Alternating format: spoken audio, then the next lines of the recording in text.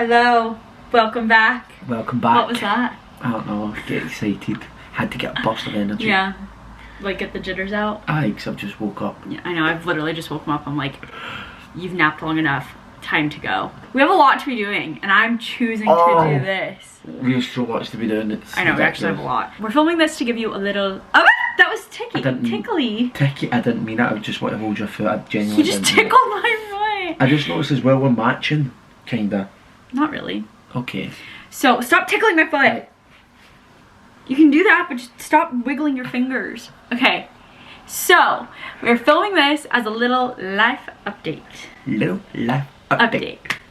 And yeah, from the really bad to the really good. You know what I mean? Where's a really good part of this?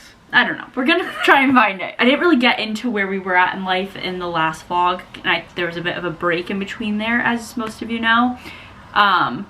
So we kind of just took the last trip, the London trip, as just to get away from life for a little bit.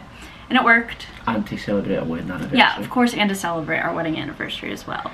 The London trip was incredible, wasn't it? Yes. How good was it? It was so good. Like, really I've been good. to London before, loads of times for work, and that's the first time I've went and not worked. And Yeah. I actually loved it. Like, It got was to so enjoy good. yourself. Yeah. Yeah, we're just gonna give you a little bit of a life update of really like what's been going on for the last few months, where we're at, what's coming up. And yeah, so that's what we're here to do today. The obvious thing is we need to talk about Belle and what happened there. We need to talk about what happened with Belle, because as much as I would rather not, she was such a big part of this channel and our lives and everything we did, and she was in every single, I don't think there was a video that we filmed that she wasn't in it.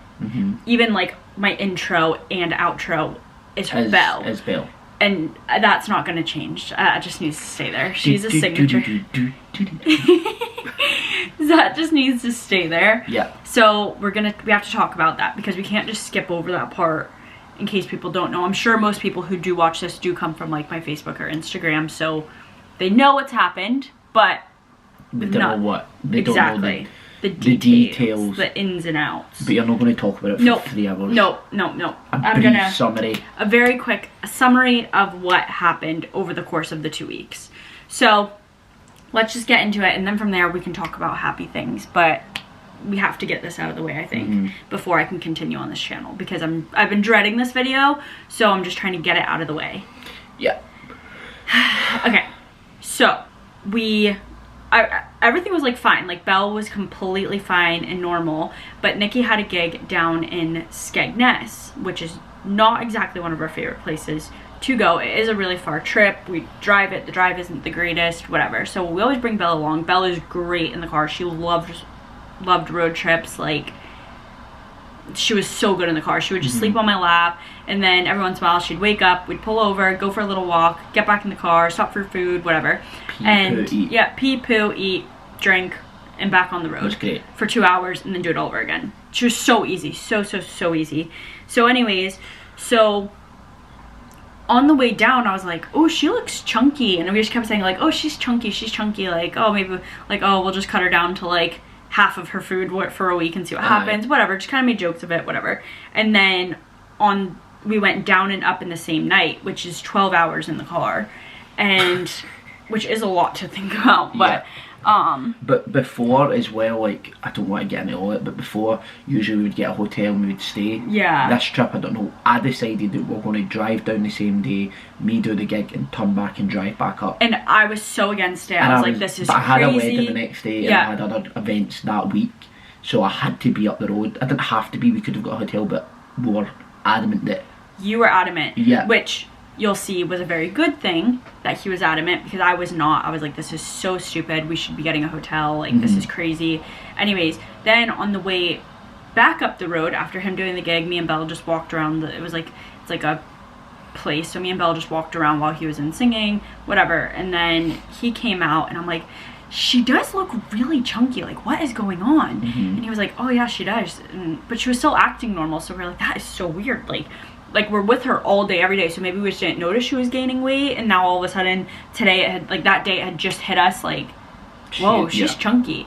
And so then we got back in the car, and I remember I was holding her, and her heart was like going really fast. And then at one point, Nicky had reached over, and I didn't say anything to Nicky because I didn't want to worry him at this point because we were in the car. There was nothing we could do.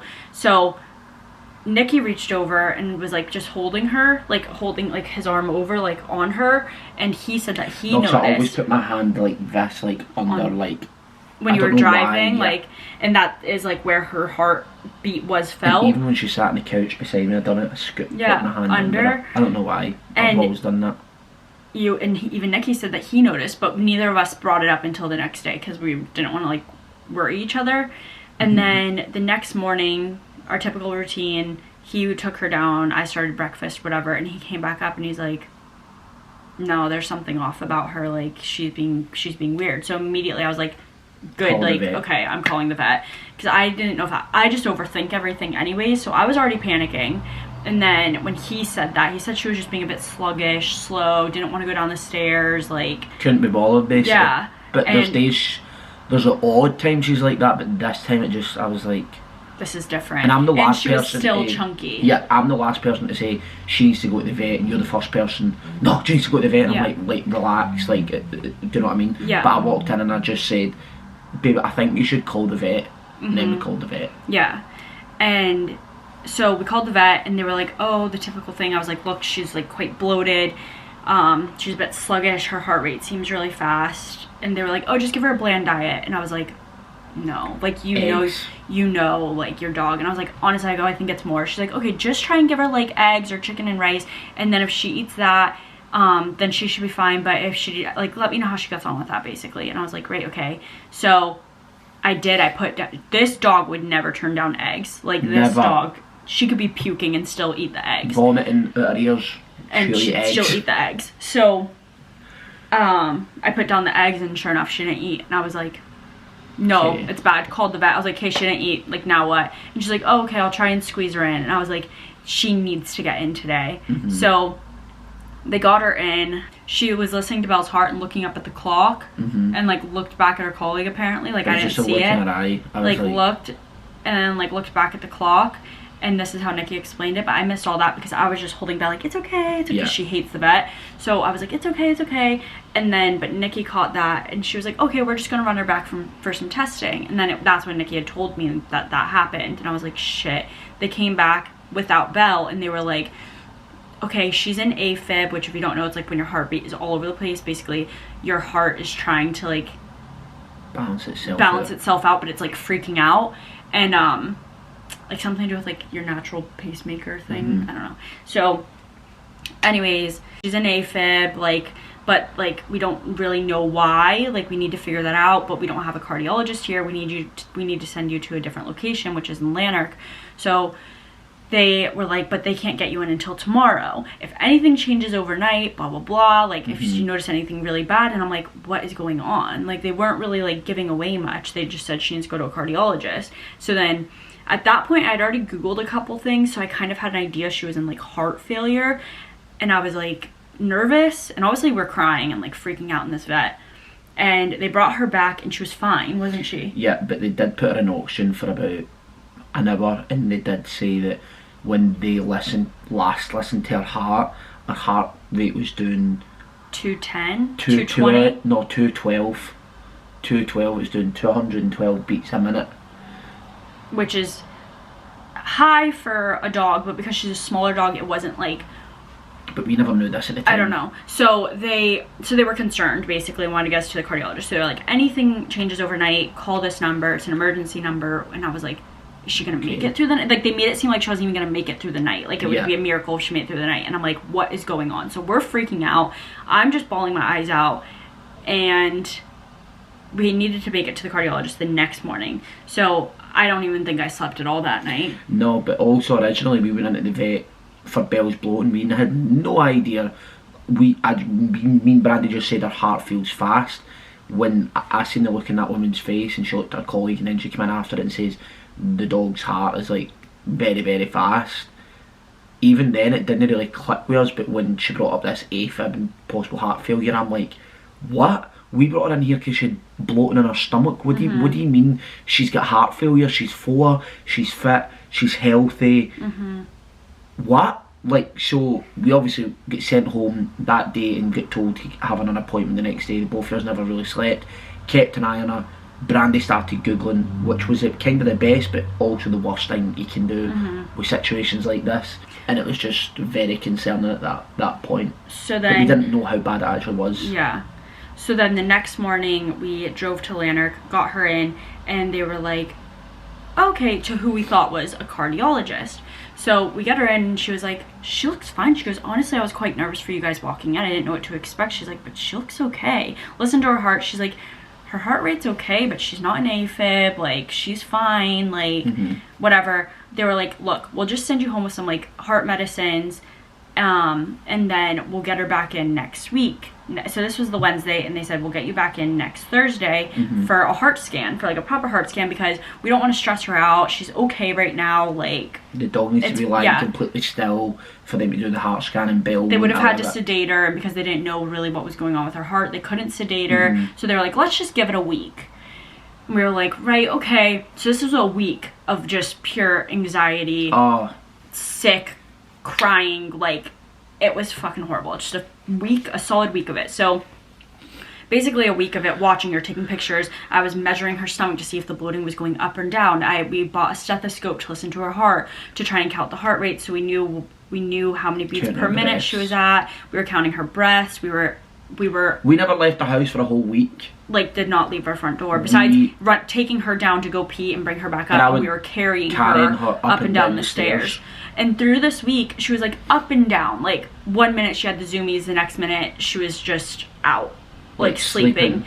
And then she would sleep for hours and then be fine, have the zoomies. And I'm like, okay. And then, like, it was just a whole week of just straight anxiety. Eating normal, pooing and peeing normal. Like, nothing was out of the ordinary. She was on diuretics as well to try and get rid of some of the fluid. Yeah. The bloating was free fluid. So they found out, so they did, that is something they did the first day, the very first ever vet appointment. They took a sample of the fluid, like a really fine needle, and drew a little bit of the fluid out to figure out basically what kind of fluid it was. And it was clear fluid, which was good, but also could be bad, because if it was heart failure, it was right-sided heart failure.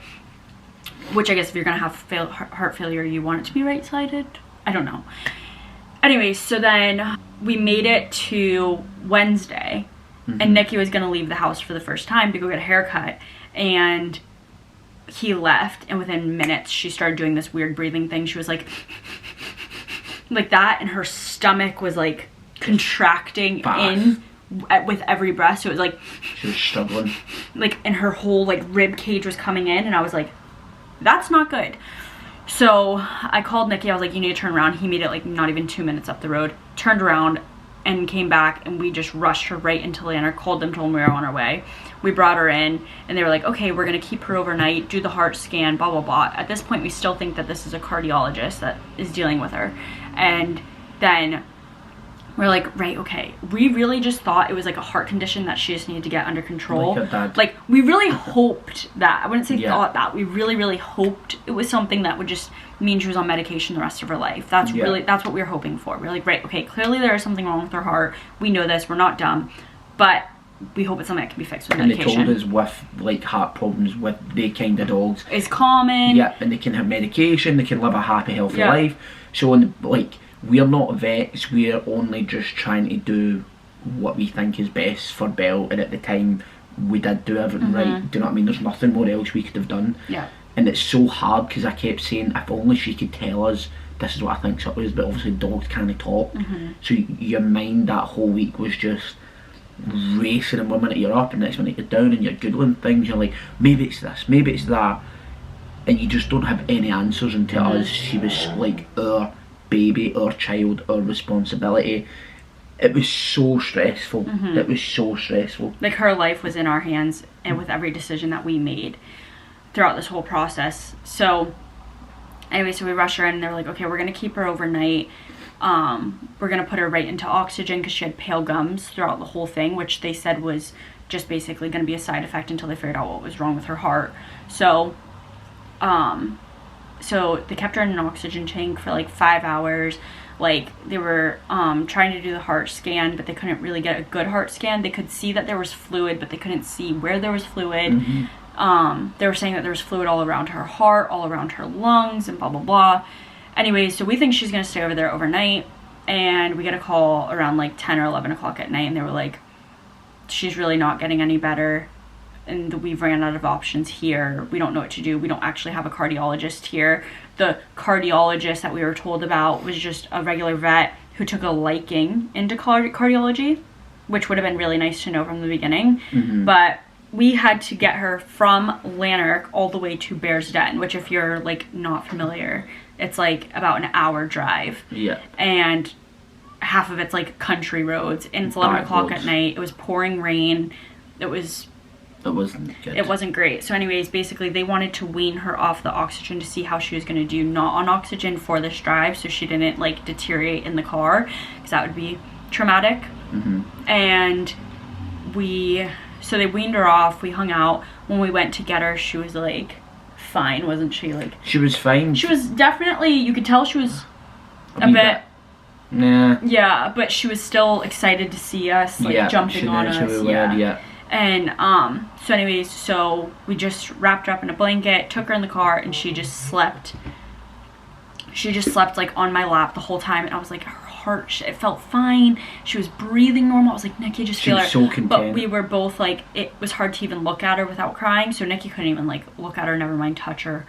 And so she was just on my lap, and luckily it was our sister-in-law, his brother's fiance, who drove us in, and like, Asia, she drove us in so we could both be in the back seat with Belle, which was amazing, because I don't think we could have done it on our own. No.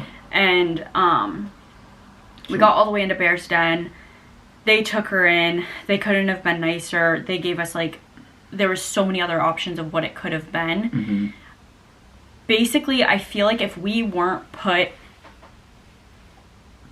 off a week, I feel like this could have been fixed.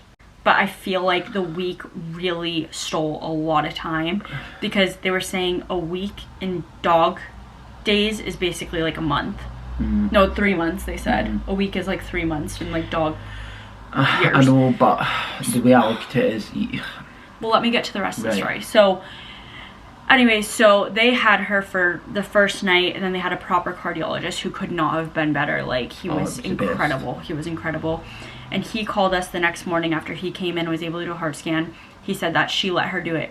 She let him do it, no problem, the heart scan, and said there's no fluid around her heart, there's no fluid around her lungs. Oh, I had told one of the vets the night before that the first vet said she was in AFib the first night, and he goes, there's no note in any of her records saying she was in AFib. Do we know how long? And I was like, no. And he was like, there's no note. And I'm like, they didn't put a note that she was in AFib. And they were like, there's nothing in her records that say that. So when they did the heart scan, they could see there was like a mass in her heart, but they weren't sure what it was. But then when we told them that she was in AFib, basically if your heart is in AFib for too long, that can cause blood clots in your heart.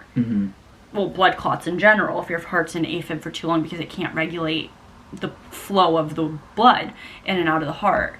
And so he was worried for how long she was in AFib, because it could have been a blood clot, which would have been caused by the AFib, which is a possibility, but they made no note of it, so they can't even confirm what this mass is in her heart at this time. So they keep her another night, and they were like, we have her on medicine, we're taking her bloating's gone down, so we've taken her off the diuretics, and there's no note of her being in AFib, so they took her off of the beta blockers as well, just to see how her heart kind of coped. But they didn't really know what was causing this. They knew she was in heart failure, but they didn't know why. They couldn't figure out why. And they were running every single test, and basically the only cause of her being in heart failure, in the end of it, was the blood clot. What caused the blood clot? We don't know. Not a single clue what caused this blood clot. But that's what was causing all these problems and causing her to go into heart failure was the blood clot. It was a 7-centimeter long blood clot. And 2 centimeters wide, and it went out her right atrium and down towards her liver. I know this was meant to be a short story, but we're already 20 minutes in, and basically she had the blood clot that was blocking her whole atrium, which was blocking the whole flow of blood, which was then causing her liver to secrete oil to secrete liquid fluid. Sorry. To secrete fluid into her abdomen, which was then causing the bloating, and it was all just a knock-on effect of this blood clot that we don't know why it was caused. And we, as I said originally, we took her in for bloating, and we had obviously no idea that what was going on. That she had a blood clot in her heart, and that it was that big and that bad, basically. So basically, this cardiologist said he has never seen a blood clot this bad in all of his years of doing this. He was willing to do anything it took, but he basically, in the end, it just wasn't enough, and it just was too quick. And after her being in there for 2 nights, they called us at 1 o'clock in the morning. We were just about to go to sleep, and me and Nikki were just bawling our eyes out, and we were just saying, like, don't lose, we were just talking to each other, like, we kept giving each other, like, pep talks, like, don't lose hope, don't lose hope. And then, literally within 10 minutes, we got the call, and she was like, Mrs. McDonald, and I was like, as soon as the phone went at that time, we both went, oh no. Oh no. And, oh my god, it was like a scary movie, wasn't it? Like, it was like horrible. Like, but after the phone call, it was like I just screaming, crying, like everything. It was so bad. I don't want to get into it because I don't want to sit here and cry. No. But even as well, like, the cardiologist is like, we can give her like a double dose of blood thinners, but if they did, they did, sorry, to try and thin out the clot, but he did say if the clot breaks off and it hits any, like a liver or anything like that, that could kill her. Or if it went to her brain. Or if it went to her brain, he also said if anything does happen with her heart, do you guys want to resuscitate her? And originally I was like yes, and the both of us were like yes, and then I was like, wait, let's talk about this and whatever. And my mom's a nurse, and she works with a bunch of nurses, obviously, and I asked her that obviously humans and animals are as different as we are. We all have hearts, we all have lungs, we all, you know, like, we still have organs that run the same and work the same to an extent. And so I asked her, I was like, what would you do knowing the size of this blood clot that's in her heart? Would you resuscitate? And she said no. Like, because if you think about it, if you're beating on a heart like this trying to resuscitate it, and it's not like the movies, they go like that, like it would, you'd have to be like in humans you most likely break ribs giving heart compression. So basically you're then risking breaking off a piece of the blood clot and then that traveling and clogging something else and then causing other issues. And basically, so we did say no. And also it can then cause complications to her brain, because like starving the oxygen or whatever. So then, right, okay, you've fixed the heart, but you basically created other issues. A dog that's not a vegetable, but a dog that's not really it's just existing at some point. So we're obviously thinking worst case scenario, do you know what I mean? And so after they gave us the call, I can't even get into how bad that was. It was horrible. So then that was basically it, and then it was just a lot of questions. And then luckily the next day, as we were walking out, we wanted to talk to the cardiologist, but he was busy doing something else. He wasn't even meant to be in. He was just doing research that day, but he was busy at that time because they had an emergency case come in.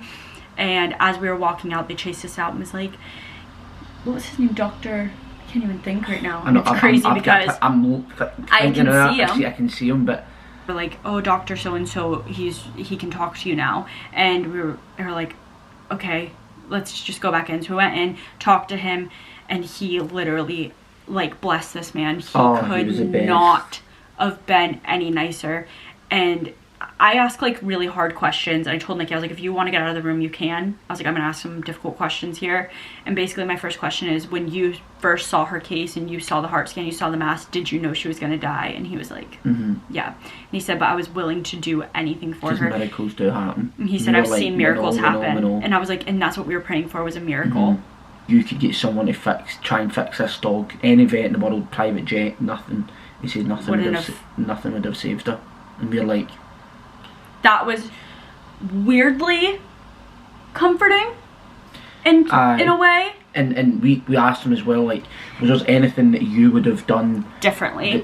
Like, you'd say we could have done differently? He went, no, I think what I think you done with the resuscitation thing, he says, was also very important. He says, like, I can see you're a young couple and you're obviously devastated and you love this dog. He went, but there's no matter what, he says, even like to try to put a new heart in Belle, he said, still leads to complications and still maybe wouldn't have worked. He went, it's that just basically this was going to happen to her. Yeah, we don't know why.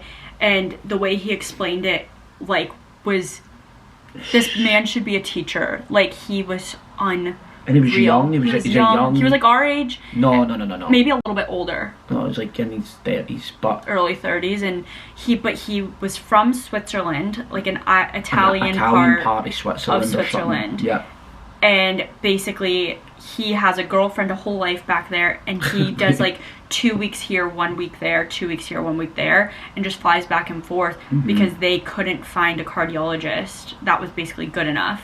And then they found him, and he took the offer. We ended up finding out his whole life story on LinkedIn. On LinkedIn, because I was like, this man, I need to tell him that he made it so much better. He was, out of all the vets that we talked throughout the whole process, he was incredible. Like, he was so good.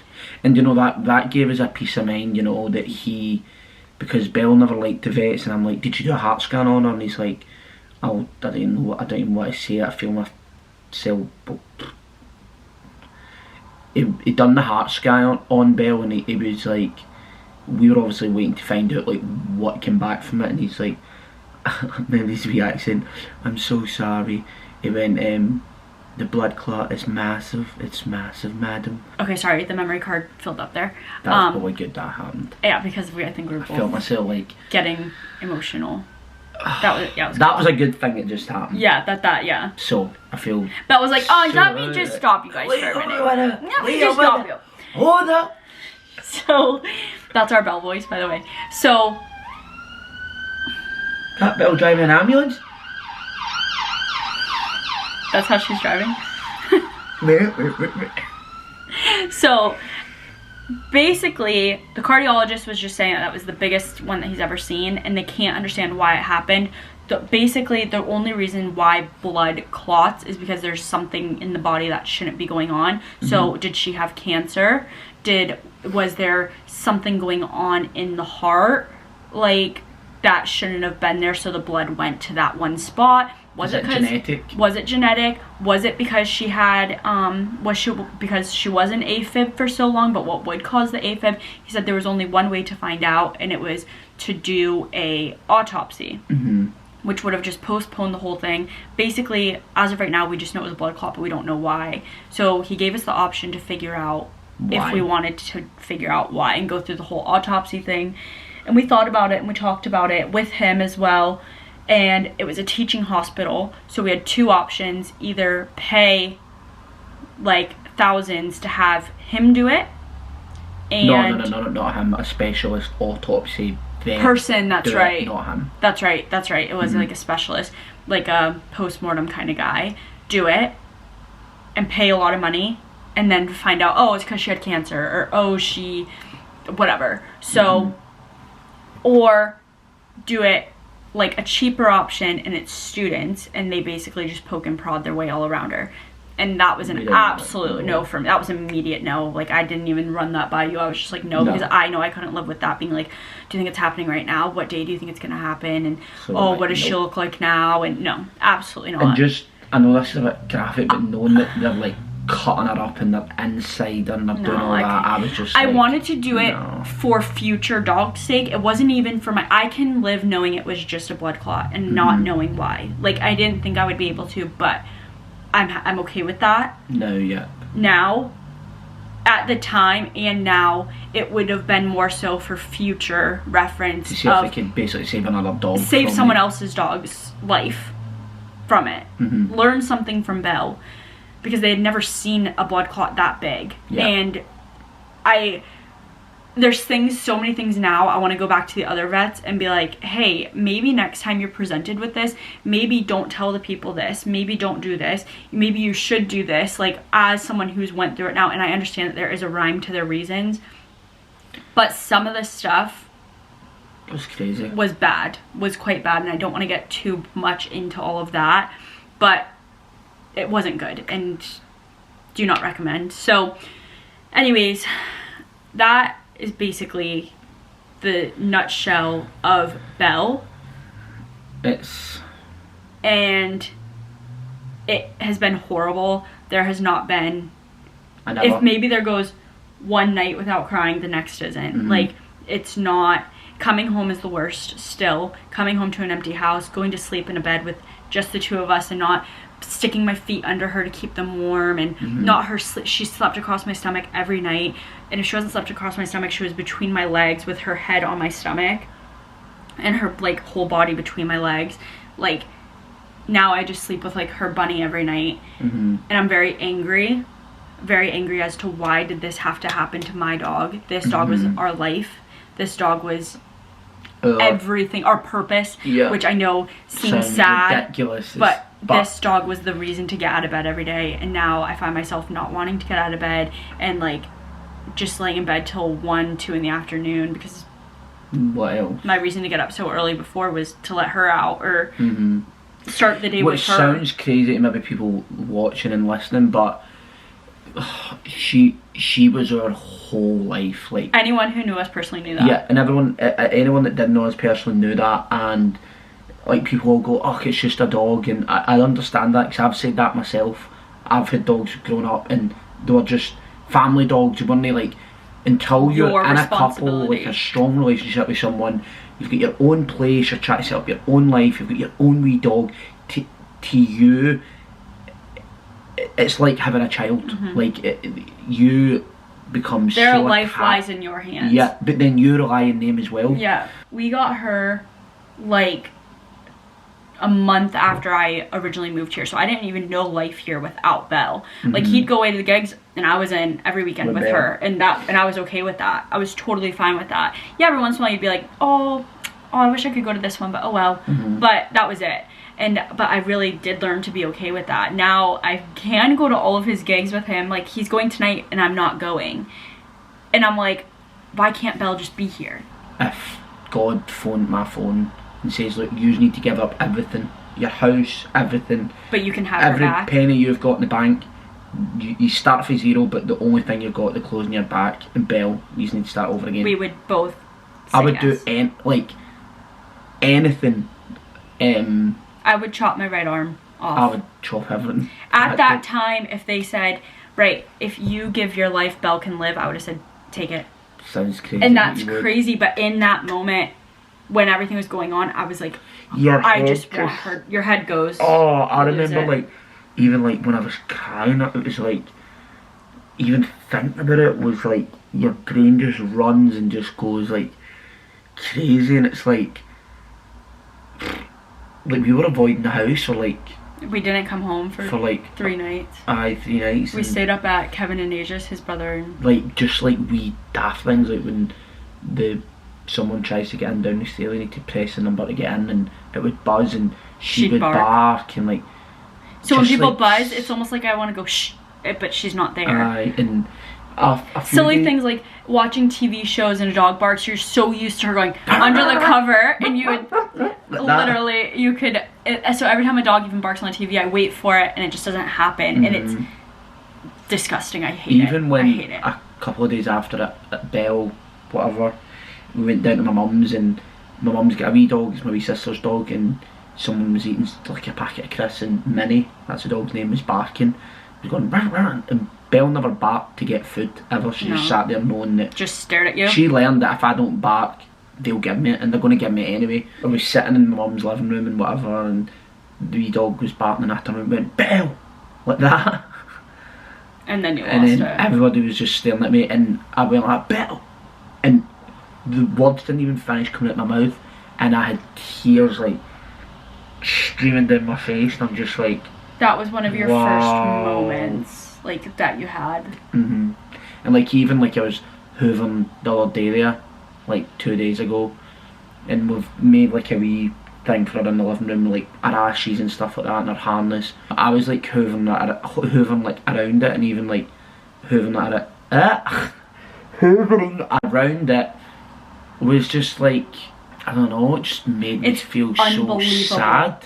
Like, it is actually unbelievable. There was no signs. It was like 1 minute she was here, 1 minute there was she'd bloated and there was something up with her heart, and then next minute, bang, she was gone. And it didn't. We didn't even have time to like process what was going on. And even the weekend between when they sent us home with Bill, we monitored her like every hour of the day. Every hour of the day, like with a plan for like if she did start feeling well, if she did change. Like, we did not think that this was going to happen to Belle. She was fit, healthy. She was only 4, and it's like Brandy like said earlier, like she's got that angry like, why Belle, like, and people always say to us like, oh, why do you live here, if your wife's in Florida, why are you not there, and whatever. And we've always played with the idea of like, we'd love to go to Florida and live there and try it, but unfortunately at the moment my work is here and I'm very, very, very busy, and I just can't just give it up, you know. And we always thought, we even looked into like even taking Belle there, so you have to drive down to the basically cliffs of Dover or Southampton, and you get on a ferry cruise ship that goes to New York, and then it's an 18-hour drive from New York to Florida. And we've thought about that. It's quite expensive, but we're like, do you know what? But we're willing to do it for Belle and not ever put her under a plane. And people are always like, I'm like, oh, we've got the dog here and whatever, we weren't planning on putting her under a plane or whatever. And now looking back, it's like, did we jinx that by saying that the reason why we're, because even now it's like, that was my biggest thing. I think like, God, like, I swear I don't want to move to Florida. Like, I didn't, she's not holding us back. She, like, how many times did I say that? Like, I swear she wasn't holding us back. Like, why did you have to take her? And eventually we'll make it to Florida, right? But I think after all these weeks and now that it's happened and whatever, like, it's like, no, that wasn't our purpose. That like, Belle was our purpose, and now that Belle's away, it's not like we're itching to be like, right, should we just move to Florida? Should we do this? It's like, we've not even spoke about it. It's not even crossed my mind. I feel like you have to go through it to understand why our minds were going there, because you're trying to figure out why to not be so angry. So you're looking for answers and your mind is just going wild, and I just was getting myself so annoyed because I'm like, I don't want anything else. I want my dog back. And even the amount of gifts and flowers she got was unbelievable. Unreal. We had no joke. After we're done talking, I'll show you the shelf we made for her and what I've done with the picture. I didn't really want this whole video to be about Belle, but it is, and it was gonna happen because we obviously just have a lot to say about the whole situation. And there has been so many other things that have happened since that as well. Not so many other things, but actually I'll show you guys the shelf and stuff now so we can move on from this, because we've made it through without tears, so I don't want to keep going and talking about it and then push us over the edge. So I'll show you the shelf and stuff, and then we can move on to what is coming up this weekend, which is quite exciting. This is Belle's shelf. She's in there. These are like, these are the stones she played with. Actually, I don't know what that is. I think that might have like came out, so we're just gonna put that over there. These are the stones she played with like up until like the last minute, and a little feather that we found like like the morning after that feather was just sat there. So that was obviously touching. That's a keychain that one of our friends got us. That's one of her paw prints. Memory book we got. And then a drawing we got made up. Oh God. Yeah.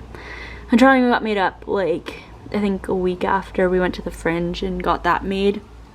The same friends who got us that keychain also got us this, which is just beautiful. I love that. That was our friends Josh and Becca who got us that.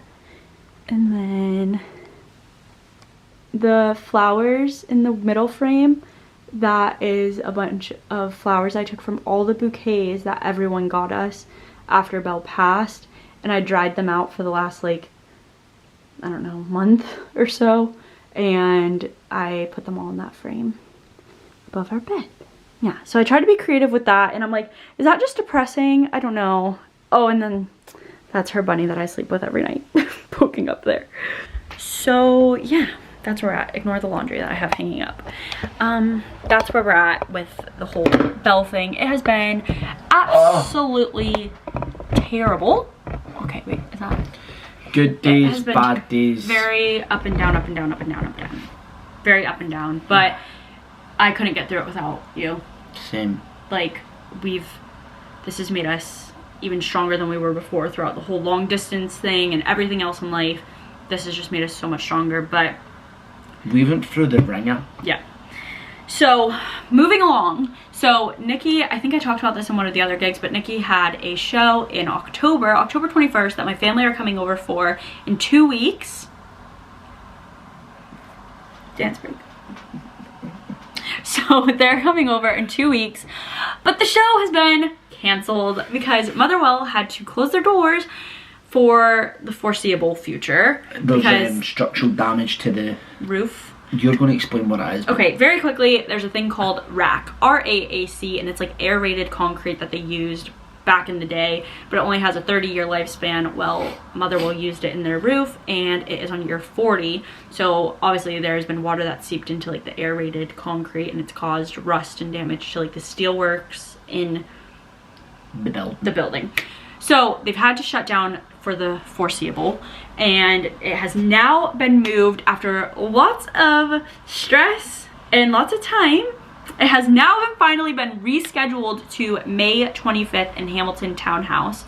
It now holds double the amount of people that we were gonna have in Motherwell, and actually when our camera stopped for the memory card, whatever. I thought it captured it.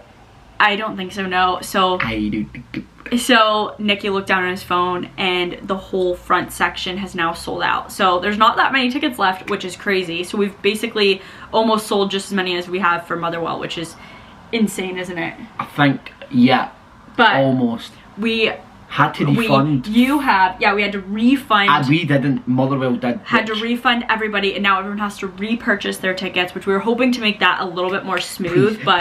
Please pay them. So we were hoping to make that a little bit more smooth, but unfortunately that didn't work out.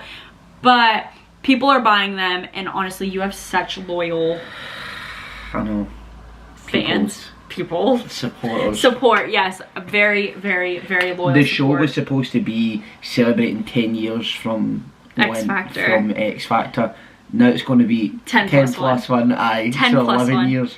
But it's gonna be unreal. We had a bunch of stuff in store for the Motherwell show, but now this means that we can do Hamilton even bigger and better. And Brandy has been, she's up to something. I don't know if it's regards to the show. It is. Was. But is probably more of a chance of it working out now. He can't know, and you can't know. No one can know. Only me and one other person If you know. tell everyone on YouTube, I won't watch it. Yeah, okay. So, anyways, so now it's just more chance that that's going to happen. So, we'll see. So, Saturday the 25th of May. Be there or be square. The link will be I'll put the link in the description. I'll put the link in the description. Yes. Buy your tickets. The first section is already sold out, but there really isn't a bad seat in the house because on the floor, then the back goes up, so then you can see, and then there's a whole second level that wraps all the way around like a proper theater kind of setup. I feel like we're directing a plane into a parking spot there. Like that. So that's really exciting.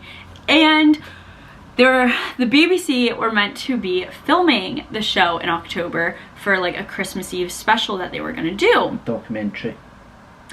But now that show is not going ahead and it needs to be out for Christmas Eve, they can no longer film the show. So now they're...